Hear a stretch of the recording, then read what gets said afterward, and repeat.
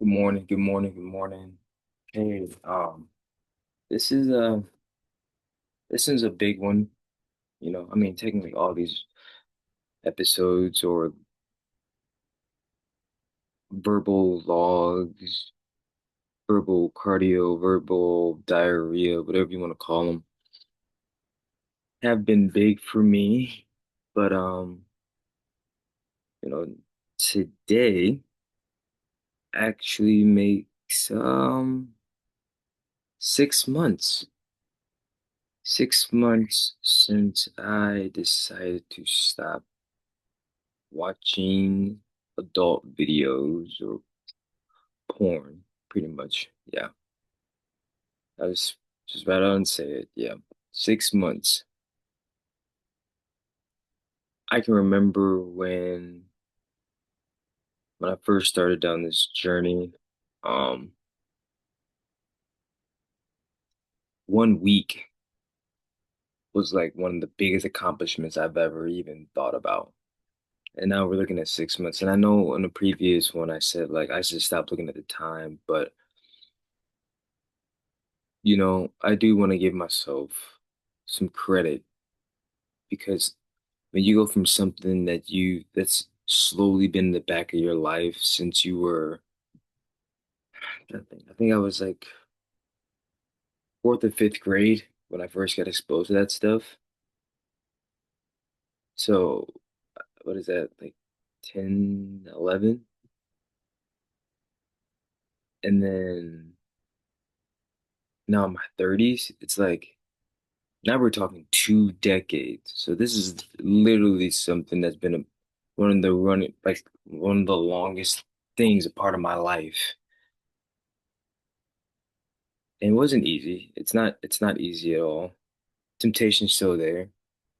But I noticed a couple things and how to write this down because I really wanted to like get my thoughts on paper. One thing I noticed was I struggled with intimacy. Like I struggled with like honestly like not like sexualizing women at times. Because a lot of times it's like, oh, boys be boys. This is how boys talk. But no, like you can respect a woman. But like you can appreciate for what she has without taking it overboard and overdoing it time and time again. And then I realized I was desensitized to a lot of stuff. I was desensitized to the fact that, if I look back to when I first started watching porn to like what you end up getting to like 20 years later, bro, mm, you didn't realize like you have to keep going a little bit further, a little bit further, a little bit further, a little bit further, a little bit further. And you're just in this constant, it's almost like a loop. It's almost like you're in this loop of like, that's why, where it's like, if you're feeling bad, you're feeling low, you go to that to feel better. But as soon as you do that, you have this huge adrenaline dump and then you feel even worse about yourself. And it's just boom, boom, boom, boom, boom, boom, boom, boom. And because you feel low, you go back to this. And once you're here, get that dopamine hit, but then once it's over, you fall, and you feel gross, you feel gross, and you feel bad, and you feel bad to leave yourself, so you go back to this. And it wasn't, and being on like almost like an autopilot, I realized that like that was one of my coping mechanisms, along with food. I still find myself eating food when I feel bad, but that's neither here nor there. But I relate it to like drinking salt water. As soon as you start drinking salt water, yes, you get a quick hit of like relief, but then you quickly start dehydrating yourself, and then that means you have to drink more, but just dehydrating yourself. So it's like you're in this hole, and you're digging yourself into a hole deeper and deeper, deeper. And in order to feel it back to the top, you have to go to more extreme measures just to get there. So those are like the main things I've noticed. Like I look back on like how I was to just even yeah, earlier 2025, you know? But since then, what I've been able to do is something it's almost like a I'll be honest, you guys, it feels like a superpower. I won't lie. It feels like a superpower to to me, where it's like I feel way more focused and driven to do things. You know, when I have rejection in my life, when I have something not going right in my life, I can handle it in a more almost mature way. Instead of going for something that's going to make me feel good, I can still sit in that hurt, but then understand. I can still understand why the hurt's happening, learn from it, and move on from it. That's one thing I've noticed since then. Like me being in those lows, like I still get the lows, but I don't dwell on them as long as I used to, because I'm not looking for like that quick release, that quick escape. I have to figure out a more mature way to get out of that. Another one, which is like my one of my biggest ones, is my relationship with my mom. It's been so much better, and I don't really know the correlation between that or how it works, but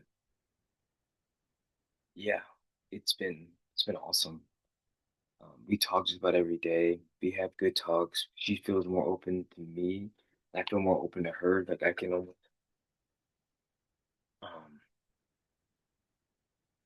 have a good relationship with my mom again.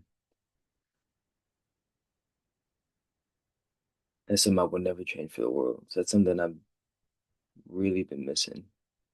Because last since I was 16, and I gotta do. I have to talk about my testimony one of these days. I think when I get a new mic, I'll talk about my testimony. That's how I crack it in. Um, yeah. Another thing is like it's easier for me to like just hit not interested on like algorithm stuff on my feed, like I just hit not interested. It's not even like a it's not even like a second thought anymore. I don't want to give it any extra time to think like, was he interested? Was he not interested? Let me send him some. What's that LeBron thing where it's like, here, here go two more of them just to make sure. No, like not interested. I get it out of my life. And it's almost like there's a white kitchen, and as soon as I see like mud, I hurry up and clean that up. Rather than like if it was like a little bit dirtier, there's some things you may not notice in the moment, but no, like the last 6 months been deep cleaning my soul, deep cleaning my spirit, deep cleaning my algorithm. Like sometimes I look at my algorithm and I'm completely shocked at it of what it looks like compared to what it used to look like.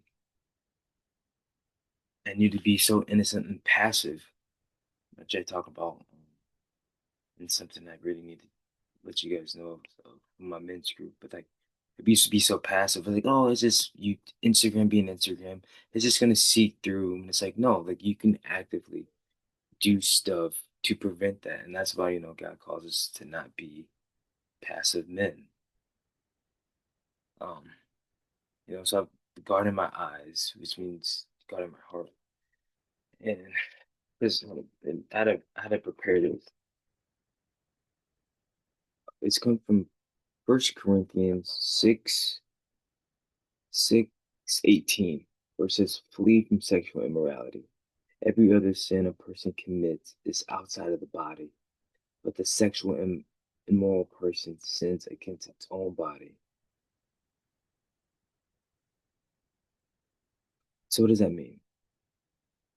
It means like if somebody's being a drunk, somebody's being abusive, somebody's a murderer, somebody's XYZ, fill in the blank, you can visually see the destruction that sin does, which means it's almost easier to stop it. Like it's not easy for me to go and kill somebody because I know the immediate repercussions. I can see the instant result. But what lust does and pornography does, like it's inside your body.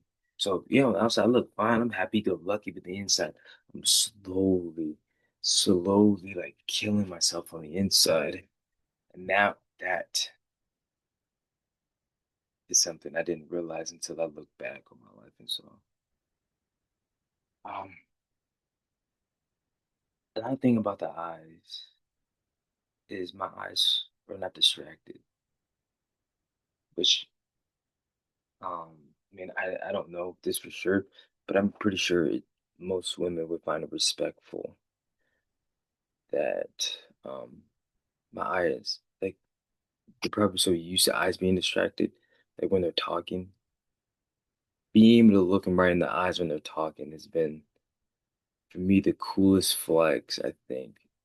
I don't know for sure, and I haven't had any feedback on it, but I noticed myself not getting distracted when a woman's talking. I look her dead in the eyes, not even looking around what's going on, or even like scope out her body. It's no, I'm right here, I'm attentive, I'm active, I'm listening to what you are saying.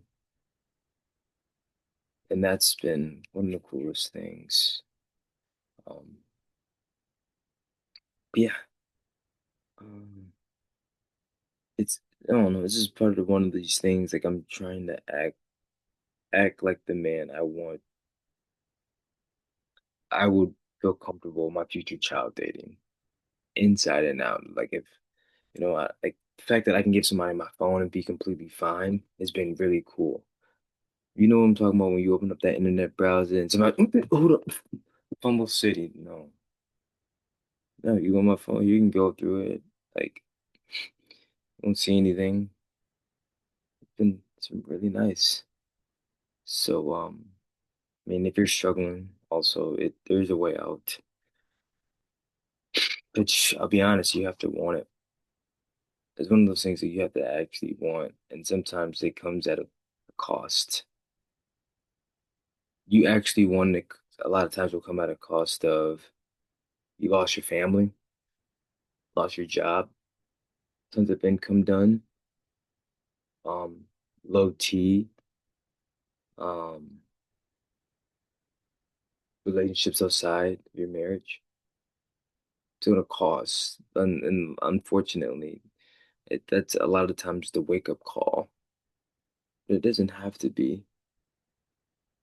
It just sucks that most often it is, but it doesn't have to be.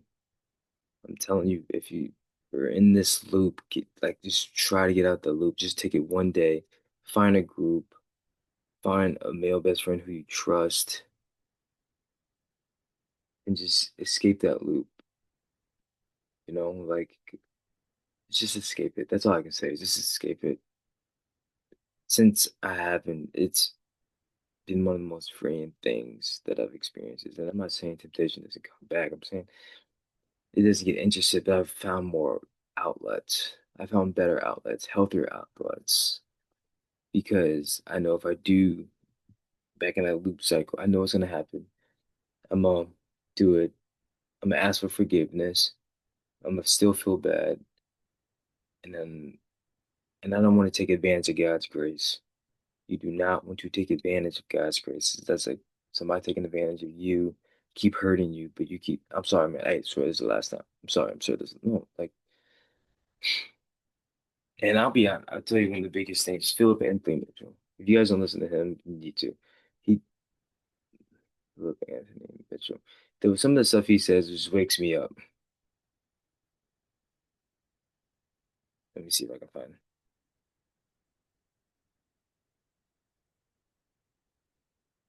He tells you like he just tells you to grow up, and that's kind of what I needed to hear. Honestly, like it was.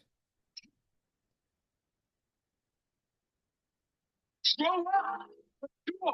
You've been doing this for 20 years and you still wrestling with the same stuff. You've been walking with Jesus for 10 years and you still got the same nasty attitude. You've been with Jesus for 15 years and you still praying for just tangible things. You're 20 years in and still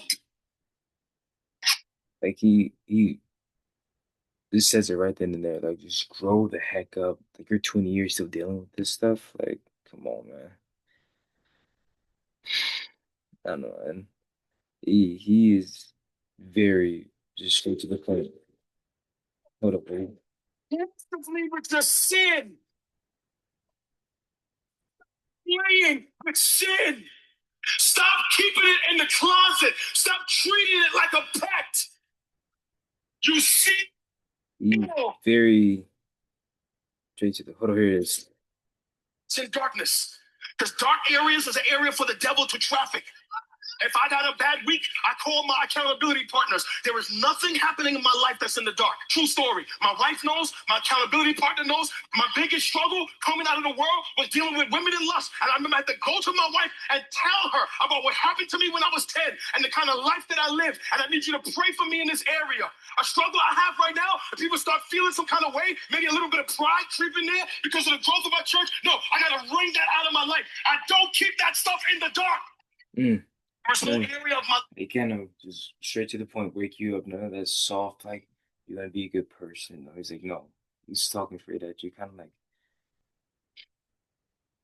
like a father you wish would have. So yeah, deal aggressively with it. You can do it.